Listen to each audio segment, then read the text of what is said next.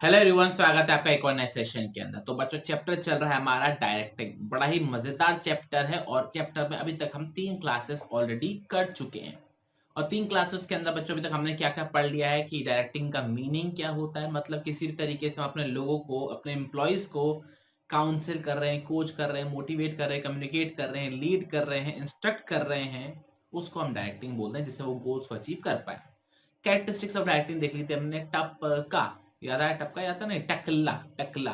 T top to bottom, A initiate action, C continuous और L मतलब every level of management. फिर supervision की definition देखी थी। सुपरविजन का मतलब क्या होता है कि आप ओवरसी कर रहे हो अपने एम्प्लॉयज का वर्क, आप ये इंश्योर कर रहे हो कि वो रिसोर्सेज को अच्छे से यूटिलाइज कर रहे हैं। फिर आप ये देख रहे हो कि हाँ पे गोल्स अचीव हो रहे हैं कि नहीं हो रहे हैं।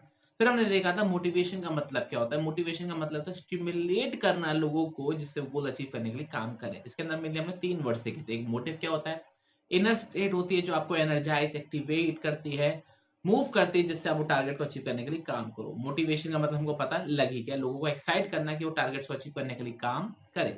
एक मोटिवेटर्स होता है। मोटिवेटर्स का यहाँ पर मतलब क्या होता है, वो टेक्निक्स, वो चीज जिसके थ्रू आपको मोटिवेट किया जाता है। उसके बाद हमने इसके फीचर्स देखे थे। 4 फीचर देखे, अगर आपको याद आ रहा हो तो। सबसे पहला था हमारा इंटरनल फीलिंग होती है। दूसरा ये कॉम्प्लेक्स प्रोसेस होता है, ठीक है। तीसरा क्या होता है, ये पॉजिटिव भी हो सकता है और नेगेटिव भी हो सकता है। और चौथा हमने क्या देखा था, एक गोल डायरेक्टेड बिहेवियर क्रिएट करता है। फिर नीड थ्योरी ऑफ मोटिवेशन पढ़ा था हमने। Maslow need hierarchy theory of motivation. 5 needs पढ़ी थी, अगर आपको याद आ रही हो। पहला बेसिक नीड, फिजियोलॉजिकल नीड्स, जो आपकी होती है फूड, शेल्टर, क्लोथिंग। फिर होती है हमारी security need, security of income, security of home, security of food, security of family. फिर होती है बिलोंगिंगनेस नीड, जिसके अंदर हम देखते हैं कि अफेक्शन हो, फ्रेंडलीनेस हो और लव वगैरह हो, ठीक है। फिर हमारे एस्टीम नीड्स है, जिसके अंदर स्टेटस हो, अटेंशन हो, प्रमोशन वगैरह हो। फिर लास्ट हमारा सेल्फ एक्चुअलाइजेशन नीड्स, याद आ रहा हो तो, जिसमें ये देखना है कि हम क्या बन सकते हैं। तो ये था एक छोटा सा गो थ्रू अभी तक हमने जो हमने पढ़ लिया। आज बच्चों हम स्टार्ट करने वाले टॉपिक नंबर 6 से, दैट इज फाइनेंशियल इंसेंटिव। अब एक एक करके बस देख लेंगे कि हम अभी तक क्या क्या पढ़ चुके हैं। बस चेहरे नजरों के सामने से निकलवा रहा हूँ। ये वाला टॉपिक हो गया। फिर हमने सुपरविजन का मतलब देख लिया था। मोटिवेशन हमने चारों फीचर्स पढ़ लिए थे अच्छे से। इंटरनल फीलिंग है, गोल डायरेक्टेड बिहेवियर है, पॉजिटिव नेगेटिव है, कॉम्प्लेक्स प्रोसेस है। इसके बाद हमने Abraham Maslow need theory of motivation भी पढ़ लिया। तो मैंने इसका एजम्पशन बताया था कि एजम्पशन इंपॉर्टेंट है, 3 बार में एक बार पूछे जा चुके हैं। आज जो बच्चों हम टॉपिक स्टार्ट करने वाले वो है हमारा financial and non financial incentive. और पर्टिकुलरली हम जो अभी स्टार्ट करने वाले वो है हमारा फाइनेंशियल इंसेंटिव्स। पहले बात करते हैं ये इंसेंटिव का मतलब क्या है, फिर हम बात करेंगे नॉन फाइनेंशियल और फाइनेंशियल क्या होता है। तो सबसे पहले इंसेंटिव का मतलब समझते हैं। तो देखो, इंसेंटिव का मतलब उन्होंने, अगर मैं बेसिक चीज बताऊं कि आपको हम ऐसा क्या दे रहे हैं जिसकी वजह से आप काम करने के लिए उत्सुक हो जाएंगे, आप मोटिवेट हो जाएंगे, आप प्रोत्साहित हो जाओगे। तो इंसेंटिव का मतलब होता है वो सारी चीजें, आई रिपीट, वो सारी चीजें जिससे आप कोई काम करने के लिए इंस्पायर हो जाओगे, मोटिवेट हो जाओगे, उस चीज को बोला जाता है इंसेंटिव। क्लियर? पढ़ते एक बार डेफिनेशन क्या लिखा है। Incentive mean all measures which are used to motivate people to improve performance। वो सारे तौर तरीके, वो सारी चीजें जिसके थ्रू हम आपको मोटिवेट कर पाए कि आप अच्छा परफॉर्म करो, उस चीज को क्या बोला जाता है, इंसेंटिव बोला जाता है। और इंसेंटिव को बेसिकली हम 2 पार्ट्स में क्लासिफाई करते हैं। एक है हमारा फाइनेंशियल इंसेंटिव और दूसरा हमारा नॉन फाइनेंशियल इंसेंटिव। अभी स्टार्ट कर रहे हैं हम फाइनेंशियल इंसेंटिव से। क्या है ये फाइनेंशियल इंसेंटिव? फाइनेंशियल इंटेंसिव नाम से ही पता लग रहा है कि ऑब्वियस सी बात है, कुछ ना कुछ पैसे से रिलेटेड होगा। तो फाइनेंशियल इंसेंटिव का मतलब होता है वो सारी चीजें जिसको हम या तो मनी में मेजर कर सकते हैं या फिर वो खुद ही मनी है, उस चीज को बोला जाता है फाइनेंशियल इंसेंटिव। मतलब ये हम आपको कुछ ऐसा दे रहे हैं, या तो जो पैसा ही दे रहे हैं हम आपको एक्स्ट्रा, या फिर जो ऐसी चीज दे रहे हैं जिसको हम पैसों में मेजर कर सकते हैं, उस चीज को बोला जाता है फाइनेंशियल इंसेंटिव। जैसे अगर मैं आपको बोल रहा हूं, मैं आपको एज अ कमीशन 1 लाख रुपए दे रहा हूं, तो ये फाइनेंशियल इंसेंटिव है, बिल्कुल है। अगर मैं आपको, आपसे खुश होकर, आपकी परफॉर्मेंस से खुश होकर आपको एक लैपटॉप दे रहा हूं, तो क्या लैपटॉप को मनी में मेजर कर सकते हैं कि 30,000 का है, 50,000 का है, 1 लाख का है?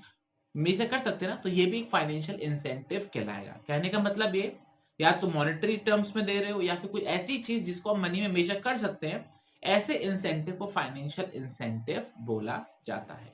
क्लियर? कोई भी डाउट? रीड करें, ओके। देखो, financial incentive refers to incentive which are direct in monetary form. या तो डायरेक्टली हम पैसा ही दे रहे हैं, या फिर मेजरेबल इन मॉनेटरी टर्म, या तो उसको मनी में मेजर भी कर सकते हैं, and serve to motivate people for better performance, और ये लोगों को दिए जाते हैं जिससे हम उनको मोटिवेट कर पाए कि वो अच्छा परफॉर्म करो। क्लियर? कोई भी डाउट? पक्का? आगे रीड करें। फाइनेंशियल इंसेंटिव का मतलब पता लग गया, या तो डायरेक्टली मनी दे रहे हैं या फिर कुछ ऐसी चीज जिसको मनी में मेजर किया जा सकता है और लोगों को दी जा रही है जिससे उनकी परफॉर्मेंस इंप्रूव हो जाए। अब हमको पढ़ने ऐसे कौन कौन से फाइनेंशियल इंसेंटिव्स हैं जो एक ऑर्गेनाइजेशन अपने एम्प्लॉयज को देती है जिससे उसकी परफॉर्मेंस अच्छी हो पाए, अच्छे इंप्रूव कर पाए और गोल्स जो टारगेट्स हैं वो अच्छे अचीव कर पाए। रीड करेंगे करके। ओके, तो सबसे पहला बच्चों आता है हमारा पे एंड अलाउंसेस। सबसे पहला क्या है? पे एंड अलाउंसेस। मतलब ये कह लो कि ऑब्वियस सी बात है, कोई भी पर्सन आपकी ऑर्गेनाइजेशन में काम कब करना स्टार्ट करता है? जब उसे अच्छी सैलरी मिल रही होती है जिससे वो अपनी बेसिक चीजें पूरी कर पाए। और ध्यान रखना, आपकी सैलरी हर साल इंक्रीज होनी चाहिए। किसी किसी ऑर्गेनाइजेशन में 10% सैलरी इंक्रीज होती है हर साल, किसी किसी ऑर्गेनाइजेशन में 20% होती है। मतलब ये कि आपका रेगुलरली इंक्रीमेंट होना चाहिए। ध्यान रखना, रेगुलरली इंक्रीमेंट होना चाहिए। आपको सैलरी के संग संग कुछ अलाउंसेस भी मिलते हैं। अलाउंसेस का मतलब होता है कि ऐसे कुछ खर्चे जो कंपनी दे रही है कि आपके हम खर्चे वो बियर कर लेंगे। जैसे आपका ट्रेवलिंग एक्सपेंस, तो आपको ट्रेवलिंग अलाउंस मिलता है, ठीक है। आप किराए पर रहते हो तो आपको हाउस रेंट अलाउंस मिलता है। तो ये सारी चीजें भी आपको प्रोवाइड करी जाती हैं। तो कहने का मतलब ये है कि हर एक कंपनी के अंदर आपको सैलरी दी जाती है और कुछ अलाउंसेस दिए जाते हैं। वर्ड अलाउंसेस है मतलब वो पेमेंट ही करा जा रहा है और वो हर साल इंक्रीमेंट भी होता है। तो इससे लोग मोटिवेट होकर काम करते हैं। तो सबसे पहली बेसिक चीज क्या है? पे एंड अलाउंसेस। क्लियर? कोई भी डाउट? रीड करेंगे तो और अच्छे से क्लियर हो जाएगा। For every employee, salary is the basic monetary incentive. Obviously बात है, किसी ऑर्गेनाइजेशन में काम करने इसलिए ही जा रहे हो क्योंकि आपको सैलरी मिल रही है। इट इंक्लूड्स पे, DNS allowances and other allowances. बस पेमेंट देने के तरीके अलग अलग है। कोई डियरनेस अलाउंस से दे रहा है, कोई ट्रेवलिंग अलाउंस से दे रहा है, कोई हाउस रेंट अलाउंस से दे रहा है, कोई टेलीफोन अलाउंस दे रहा है। तो कहने का तरीका अलग है, इन शॉर्ट आपको पेमेंट मिल रही है। ठीक है, okay. Salary system consist of regular increment in the pay every year. Salary के अंदर ध्यान रखना, हर साल आपका पेमेंट इंक्रीज होगा और आपके अलाउंसेस में भी इंक्रीमेंट होगा। ध्यान रखना, आपको हर साल रेंट, आपका रेंट बढ़ता है ना, हर साल रेंट भी 10% बढ़ता है, तो आपको जो रेंट मिलता है अलाउंस कंपनी की तरफ से वो भी आपका इंक्रीज होना चाहिए। क्लियर? ओके। तो वही आगे लिखी हुई है। कुछ ऑर्गेनाइजेशन के अंदर जो हम आपको एक्स्ट्रा पेमेंट करते हैं वो आपकी परफॉर्मेंस से बेस्ड होता है। मतलब ज्यादा अच्छा परफॉर्म करोगे तो ज्यादा इंक्रीमेंट मिलेगा, कम अच्छा परफॉर्म करोगे तो कम इंक्रीमेंट मिलेगा। क्लियर? तो पहला अलाउंस होता है हमारा पे एंड अलाउंसेस। क्लियर? कोई भी डाउट? ओके। दूसरा क्या दे रखा है? Productivity link wage incentive. बच्चों आपको याद हो, हमने चैप्टर नंबर 2 पढ़ा था, प्रिंसिपल्स ऑफ मैनेजमेंट, और उसके अंदर हमने पढ़ी थी technique of scientific management, differential piece wage system, जो टेलर ने दी थी। फिर से रिपीट करता हूं, डिफरेंशियल पीस वेज सिस्टम। उसके अंदर हमने क्या पढ़ा था कि ये टेक्निक डिफर करती है कौन हमारे एम्प्लॉय जो एफिशिएंट है, कौन हमारे एम्प्लॉय इनएफिशिएंट है। तो ये ही पॉइंट यहां पर बात करी गई है कि जब हम पेमेंट, ऑब्वियस सी बात है, उनके काम पर लगा देते हैं कि जैसा काम करोगे वैसा पेमेंट मिलेगा, तो ऑब्वियस एक बात है। अब एक बात बताओ, लोग काम अच्छे करेंगे नहीं करेंगे? जब पता है कि काम पर पैसे मिलने वाले, ऐसा नहीं कि महीना काम किया तो महीने के हिसाब से पैसे मिलेंगे, जितना काम करोगे, जितना अच्छा काम करोगे उतना पैसा मिलेगा, तो लोग एक्साइटमेंट में आके क्या करेंगे? अच्छा काम करने की कोशिश करेंगे, क्योंकि उनको पता है कि हमने अच्छा काम किया तो हमको ज्यादा पैसा मिलेगा। तो उनका जो इंसेंटिव है ना, उनकी प्रोडक्टिविटी से लिंक कर दो। जैसा काम वैसा इंसेंटिव, अच्छा काम अच्छा इंसेंटिव, बुरा काम तो नो इंसेंटिव। क्लियर? कोई भी डाउट? ओके, रीड करते हैं। Several wage incentive plans aim at linking payment of wages to increase in productivity at individual level और ग्रुप लेवल। मतलब हम ये कह रहे हैं कि हम वेजेस को उनकी प्रोडक्टिविटी से लिंक कर देते हैं, जिससे लोग इंडिविजुअल लेवल पर, मतलब मैं अकेला काम कर रहा हूं तो मैं अच्छे से परफॉर्म करूं, और ग्रुप लेवल पे मतलब ये कि अगर आपका डिपार्टमेंट ने टारगेट अचीव कर लिया और काम अच्छा किया तो पूरे डिपार्टमेंट को बोनस मिलेगा। तो ग्रुप लेवल पर भी हम अपनी परफॉर्मेंस इंक्रीज करवा सकते हैं। क्लियर? तो ये दो हमने पढ़े। पहला पे एंड अलाउंसेस जिसमें सैलरी होता है, अलाउंसेस होता है और हर साल आपको इंक्रीमेंट मिलता है। दूसरा प्रोडक्टिविटी लिंक बेस्ड सिस्टम, आपको जो इंसेंटिव है वो आपकी प्रोडक्टिविटी से लिंक कर देते हैं, तो अच्छा काम तो अच्छा पैसा। क्लियर? ओके, आगे बढ़ते हैं। तीसरा है बोनस। ये तो हम सबको पता है, बोनस का मतलब क्या होता है, जो भी सैलरी से ऊपर जो भी पैसा मिलता है उससे हम क्या बोलते हैं, बोनस मिलते हैं। और ये नॉर्मली एनुअली दिया जाता है, दिवाली पर दिया जाता है। बेसिकली इंडिया में तो दिवाली पर क्या दिया जाता है, बोनस दिया जाता है। बोनस का मतलब क्या होता है, सैलरी के अलावा, सैलरी तो मिलेगी ऑब्वियस सी बात है, आप काम कर रहे हो तो सैलरी के अलावा आपको एक्स्ट्रा पेमेंट दिया जाता है। किसके नाम से, बोनस के नाम से। क्लियर? वो चीज है। तो लोग बोनस के लिए भी काम करते हैं। कई कई ऑर्गेनाइजेशन में बताऊं क्या होता है, लोग सितंबर अक्टूबर में ज्वाइन करते हैं, क्यों? क्योंकि उनको पता है कि दिवाली पे बोनस मिलता है, तो उनको भी बोनस मिल जाएगा, तो लोग ऐसे भी ज्वाइन करते हैं, कुछ चालाक बंदे। क्या लिखा हुआ है, bonus is incentive offered over and above the wages and salary of employee. तो जो भी आपको वेजेस मिल रही है या फिर जो भी आपको सैलरी मिले, उससे ऊपर जो पेमेंट होता है उसे हम क्या बुलाते हैं, बोनस कहलाते हैं। क्लियर? ओके।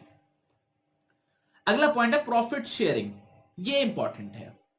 प्रॉफिट शेयरिंग का मतलब क्या है कि आपको सैलरी भी मिल रही है, आपको बोनस भी मिल रहा है, आपकी प्रोडक्टिविटी लिंक सिस्टम भी है, लेकिन कंपनी कहती है कि जो प्रॉफिट है, जो हम प्रॉफिट कमा रहे हैं, वो अपने एम्प्लॉयज की बदौलत ही तो कमा रहे हैं।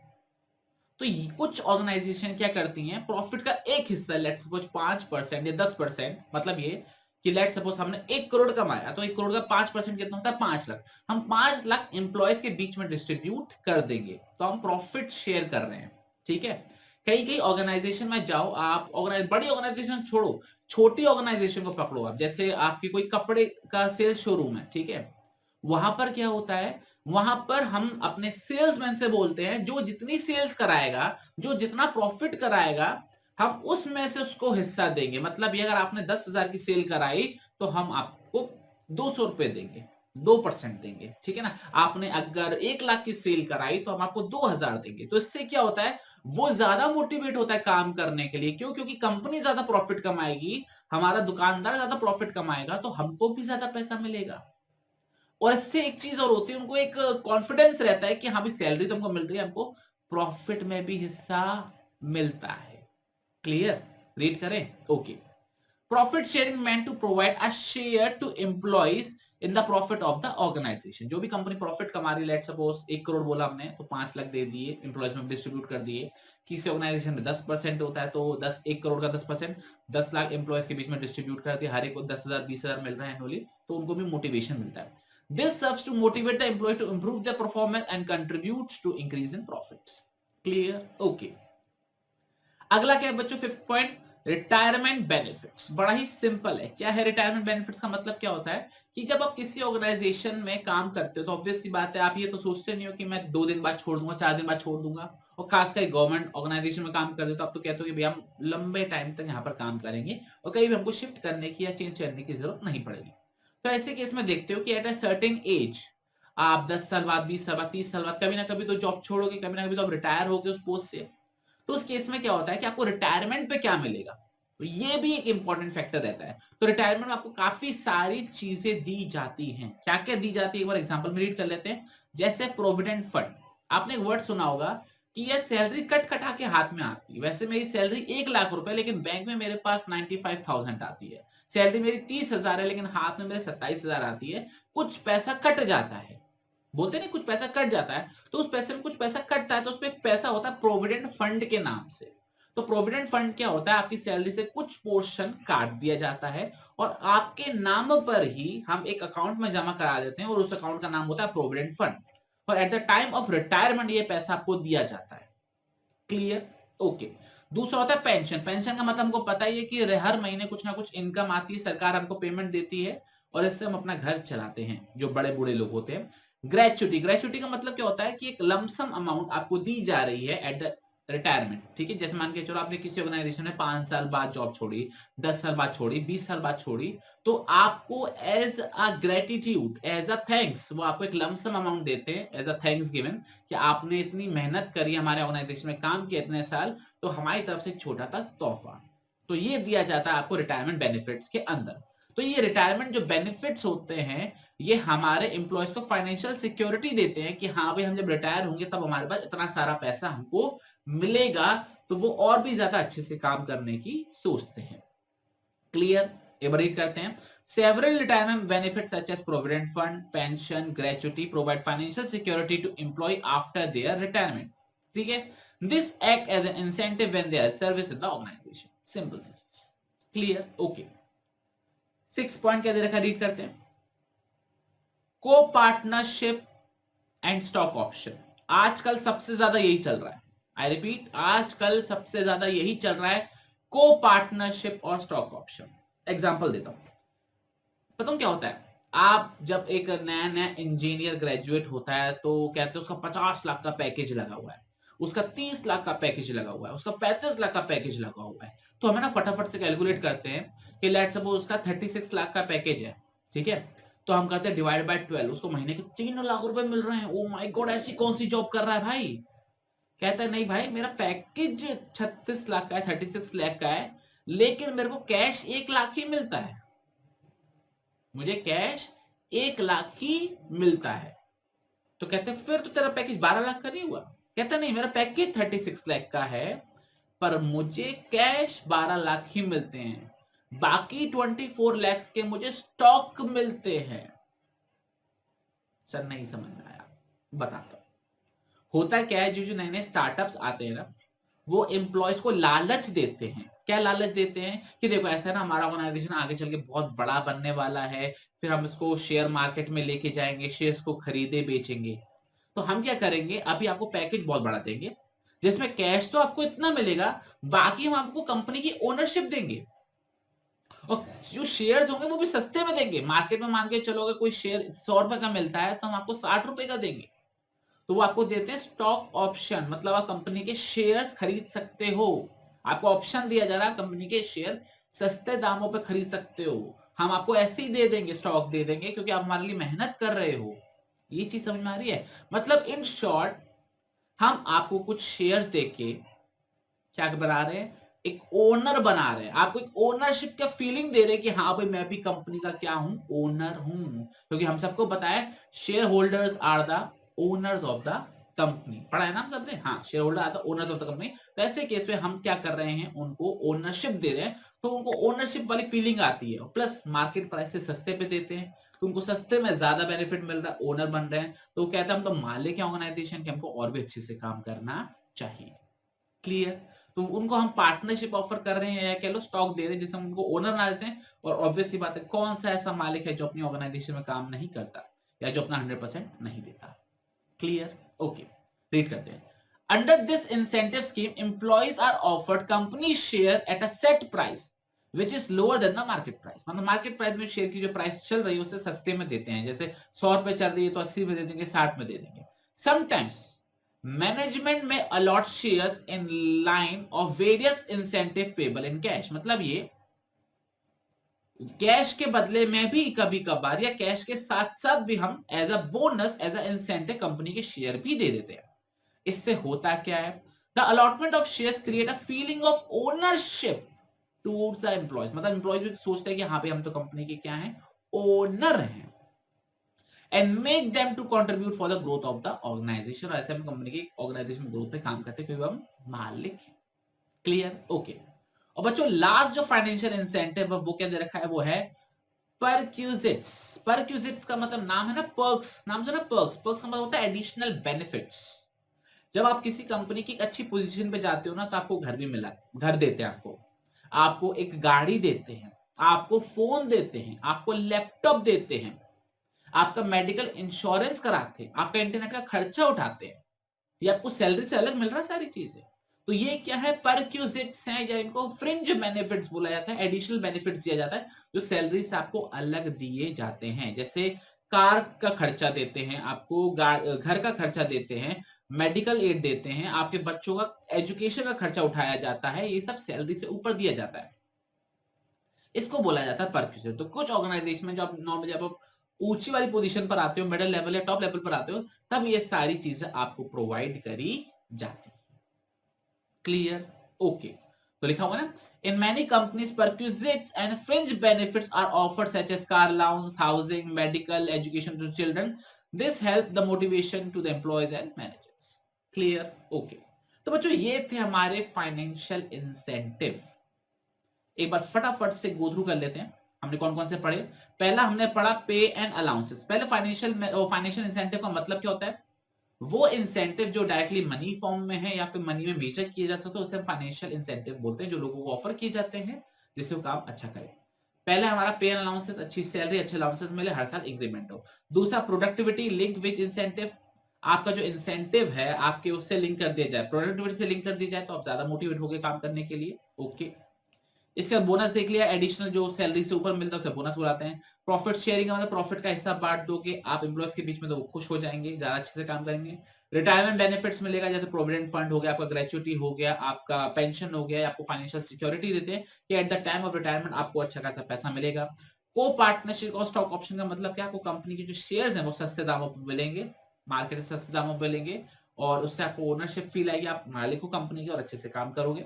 और परक्विजिट्स का मतलब क्या होता है, एडिशनल फ्रिंज बेनिफिट्स या परक्विजिट्स पर्क्स जो आपको दिए जा रहे हैं अबव सैलरी, जिससे आप मोटिवेट होकर काम करो। तो बच्चों ये था हमारा फाइनेंशियल इंसेंटिव। अब हम टिक लगाते हैं, हमने जो हमने टॉपिक कर लिया है। हाँ, तो टॉपिक नंबर 6 हमारा कंप्लीट हो चुका है, फाइनेंशियल इंसेंटिव। अब नेक्स्ट क्लास के अंदर हम करेंगे नॉन फाइनेंशियल इंसेंटिव। हमारा जो मोटिवेशन वाला टॉपिक है नेक्स्ट सेशन के अंदर कंप्लीट हो जाएगा। तो चलिए बच्चों, आपसे मुलाकात करेंगे हम नेक्स्ट सेशन के अंदर, जिसमें हम पढ़ने वाले नॉन फाइनेंशियल इंसेंटिव। तब तक अपना बहुत ख्याल रखना और पढ़ते रहना। जय हिंद, जय भारत, बाय बाय।